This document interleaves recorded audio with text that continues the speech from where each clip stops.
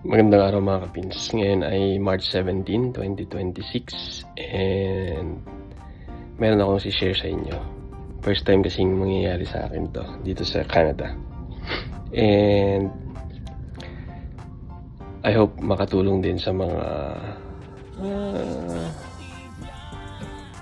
kapins natin dyan or dito sa Canada regarding sa Holter monitor. Ano nga ba ang Holter monitor? Yan. Intro muna tayo mga kapins.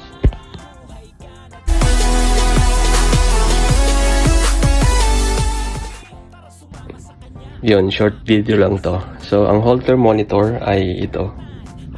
Ito siya. Yan.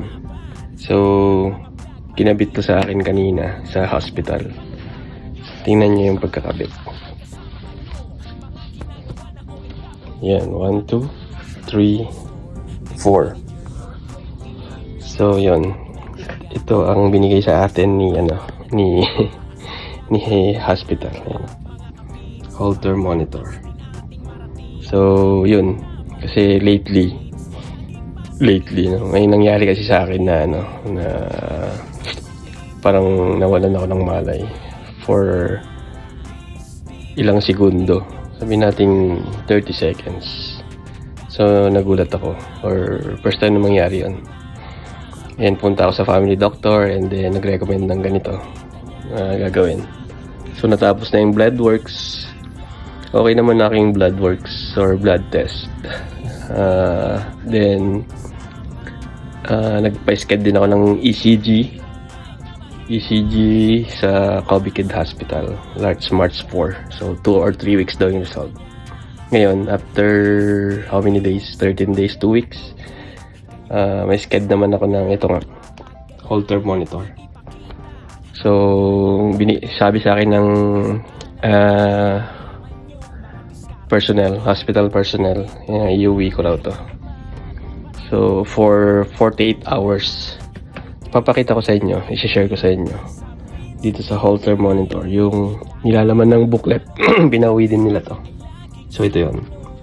Courtesy of Nova Scotia Health. Hindi ko lang mababasa dyan. Then ito. So, yung apat na dot na yan, itong terminal, may positive and negative. Positive, negative. Yung pinakita ko kanina. So, dito yan. Okay, so ganyan ginawa. Bilis lang. 30 minutes na ako. Mas mahaba pa yung pinag-wait ko sa lobby. So, ito, may patient's details. Yan. So, hindi ko na mapakita yung detalye. So, may tanong dyan kung may pacemaker ako. Maker. Wala naman.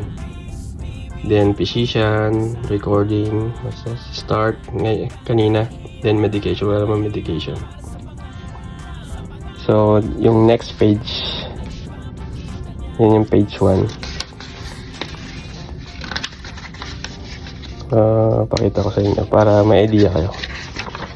So, next page, yung page 2 and 3. Yan. So, patient's instruction and important. Basta i-record mo daw yung kung may nararamdaman ako within 48 hours. So, yan. Ito yung sample, no? Ito yung sample. So, time, symptoms, activity. Time, symptoms, activity. Yan, March 17. So, 10-17. 10-17 din yung ating start. So, yung 6th page yan. So, yan. Tinanong ko kasi kung kahit may work ako, okay lang daw. So, yung mga importante lang daw na hindi gagawin, tulad ng pag nagma-microwave ka kasi nga nakaka-apekto sa sa resulta. Diba, nag-microwave ka ng pagkain, dapat lumayo ka sa microwave oven. Parang ganun. So, yung symptoms, ano pa ba? So, pwede bang maligo? Sponge bath lang. So, yun. Huwag lang matatanggal for 48 hours. Yung iba kasi 24 hours lang. So, yun lang. Sana may natutunan kayo.